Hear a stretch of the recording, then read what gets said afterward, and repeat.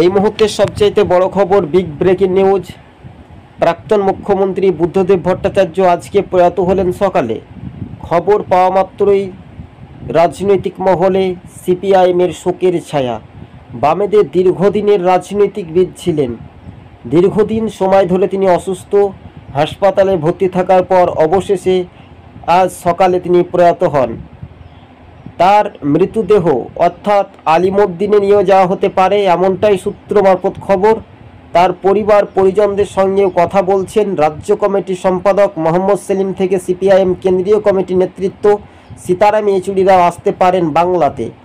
বামেদের 34 বছরের রাজনীতি জীবন কাহিনী কিন্তু একটা ব্যাপক উদ্দীপনায় সাড়া দিয়েছিল। প্রাক্তন মুখ্যমন্ত্রী বুদ্ধদেব ভট্টাচার্য তিনি ভোটে হেরেও অন্য কোনো রাজনৈতিক দলে তিনি মাথা তার বিক্রি করেননি, কেননা তিনি নিজের সাহসের সঙ্গে হিম্মতে সিপিআইএম পার্টিটা করতেন।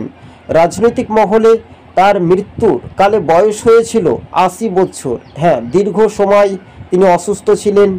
রাজনৈতিক শিক্ষা দীক্ষার দিক থেকে কিন্তু বেকার যুবদের এই রাজ্যে শিল্পর জন্য তিনি অনেক কিছু করেছিলেন। পরবর্তী সময়ে তৃণমূল কংগ্রেস ক্ষমতায় আসার পর থেকে সেই শিল্প আর কিন্তু এই বাংলায় হয়নি।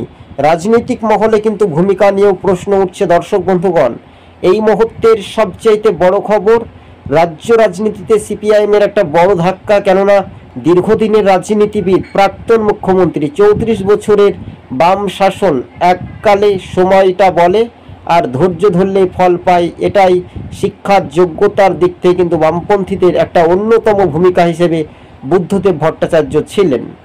জেলায় জেলায় একেবারে দুঃখ সংবাদ কিন্তু পৌঁছে যায়। পশ্চিমবঙ্গে 294টি বিধানসভায় কিন্তু দ্রুত গতিবেগে কিন্তু এগিয়ে যাচ্ছে প্রতিটি বিধানসভায়। কেননা প্রাক্তন মুখ্যমন্ত্রী বুদ্ধদেব ভট্টাচার্য প্রয়াত, আর এই তার মৃত্যুর প্রতি সবুজবঙ্গ নিউজ আত্মার প্রতি আমরা সমবেদনা জানাই। তার পরিবার পরিজন ভালো থেকুক। এটাই একটা আশ্চর্যজনক, কেননা জীবনে যখন পৃথিবীতে এসেছে যে কোনো মানুষ, তাকে একদিন না একদিন মরতে হবে। তাই এই মুহূর্তে জীবন আছে যতদিন, প্রাণ থাকবেই ততদিন, মরতে হবে একদিন না একদিন।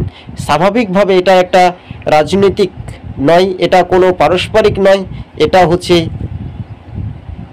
ঈশ্বরের দান একেবারে বলাই যেতে পারে। তো স্বাভাবিকভাবে প্রাক্তন মুখ্যমন্ত্রী বুদ্ধদেব ভট্টাচার্যর একেবারে বাড়িতে বামপন্থীদের ভিড় একেবারে অসংখ্য, কিন্তু তাকে আলিমুদ্দিনে নিয়ে যাওয়া হতে পারে বলে এমনটাই সূত্রের খবর।